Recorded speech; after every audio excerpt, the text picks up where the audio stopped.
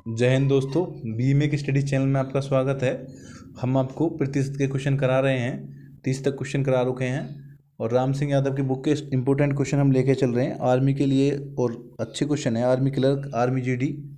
तो question number 31 में कह रहे हैं क्या ऑफ 80 सही 1/3% बराबर 150 कह रहे हैं।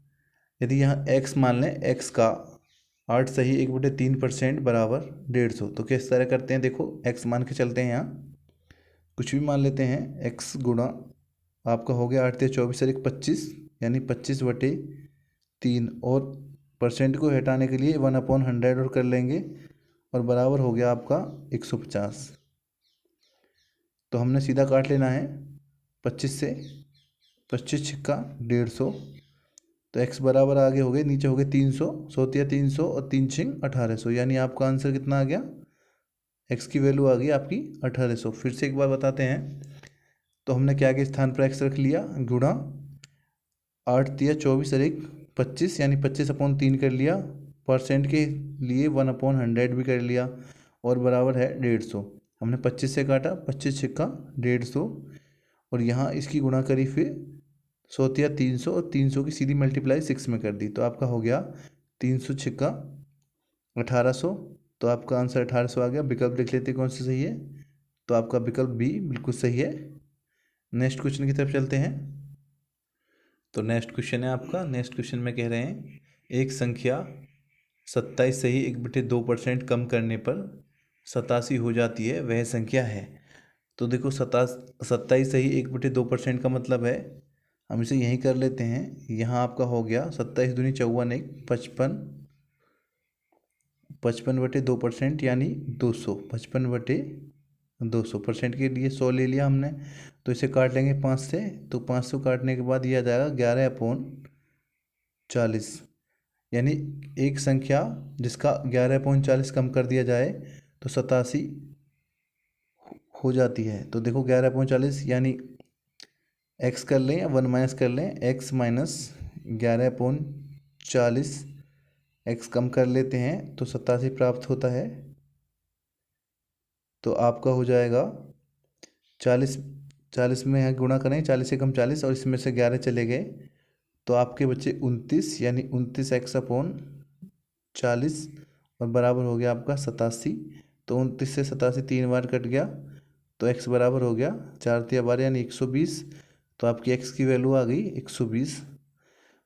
तो आप इस तरह भी कर सकते हैं और ऐसे भी कर सकते हैं। देखो एक वस्तु है, यानी एक संख्या है, संख्या का 27 सही 1/2% कम करने पर, 27 सही 1/2% का मतलब है उसका 11/40 भाग कम करने पर। तो 11/40 भाग कम करने के बाद उसका बच्चा 29/40 भाग, जो कि 87 के बराबर है। और 29 से 87 को काटेंगे 3 बार, तो सीधा आपका कितना हो जाएगा, 40 × 120। तो आपका आंसर 120 हो जाएगा। इस तरह भी कर सकते हैं आप, और बेसिकली बिल्कुल इस तरह भी कर सकते हैं। दोनों तरीके ही सही हैं। अगर कोई जल्दी करना चाह रहा है तो वो इस तरह भी कर सकता है। तो आपका आंसर हो गया 120। विकल्प देख लेते हैं कौन सही है। तो आपका विकल्प ए बिल्कुल सही है। नेक्स्ट क्वेश्चन की ओर चलते हैं। नेक्स्ट क्वेश्चन है आपका। तो नेक्स्ट क्वेश्चन आपका हो गया 33, यानी 33। तो 33 में कह रहे हैं 200 रुपये का 40% प्लस 150 रुपये का 30% बराबर होगा। तो देखो कैसे करेंगे। 200 रुपये का हम 40% ले लेते हैं, यानी 40/100, और प्लस है हमारा 150 रुपये का 30/100। तो आर्मी में इसी लेवल के क्वेश्चन पूछे जाते हैं, छोटे छोटे क्वेश्चन। वैसे आजकल ऑनलाइन एग्जाम चल रहा है तो इंपॉर्टेंट है सभी एग्जामों के लिए क्वेश्चन। रेलवे ग्रुप डी में और एसएससी जीडी में भी इस तरह के क्वेश्चन पूछ लेते हैं, छोटे क्वेश्चन, क्योंकि ऑनलाइन परीक्षा में टाइम कम होता है। देखो 2 जीरो से 2 जीरो कट गई हैं, यहाँ भी इन 2 जीरो से ये 2 जीरो काट देंगे हम। तो आपका हो गया 40 दूनी 80, प्लस यहाँ हो जाएगा आपका 15 × 45। तो 45 और 80 को हम एक जगह जोड़ लेंगे, तो आपका हो जाएगा 125। तो 125 रुपये आपका आंसर हो गया। तो विकल्प देख लेंगे आपका कौन सा विकल्प ठीक है। तो आपका विकल्प हो जाएगा बी। बी विकल्प आपका बिल्कुल सही है। नेक्स्ट क्वेश्चन देखते हैं।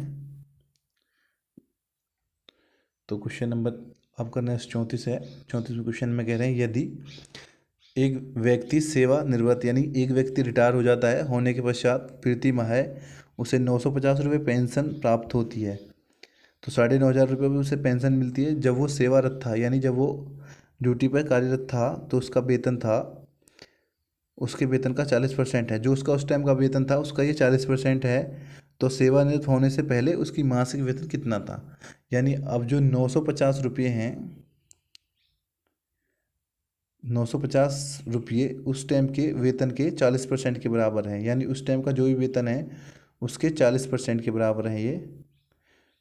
तो 40% के बराबर हैं तो पूरा वेतन 100% होगा। तो 1% आपका कितना हो जाएगा, 1% हो जाएगा आपका 9500 यानी 9500 बटे 40। और यदि कहें उसका पूरा वेतन कितना होगा, 100% रहा होगा। भाई अगर 40% उसको मिल रहा है तो पूरा वेतन 100% रहा होगा, तो 100% निकालने के लिए क्या करेंगे हम, 100 की गुणा हो जाएगी अब। तो आपका हो जाएगा 9500 गुणा 100 और बटे 40। तो हम कर लेंगे इसे। तो देखो कैसे करते हैं, जीरो से जीरो कट गया, अब 2 से काट लेंगे। 2 पंजे 10 और 2 दूनी 4। तो हम 95 में पूरा 5 की गुणा करते हैं। तो 5 पंजे 25 का 5 और 5 ने 45 और 2 47। यानी आपका 47,500 बटे 2। तो फिर काट लेंगे इसे। 2 दूनी 4, 2 तिया 6, 2 सत्ता 14 और 2 पंजे 10। तो आपकी उस टाइम की जो उसकी तनख्वाह थी जब वो कार्यरत था तो 23,750 उसकी तनख्वाह रही होगी। क्योंकि 100% यानी 40% जो उसकी वैल्यू थी वो 9500 के बराबर थी। अब 100% की वैल्यू यानी उसकी पूरी तनख्वाह जो है वो 23,750 है।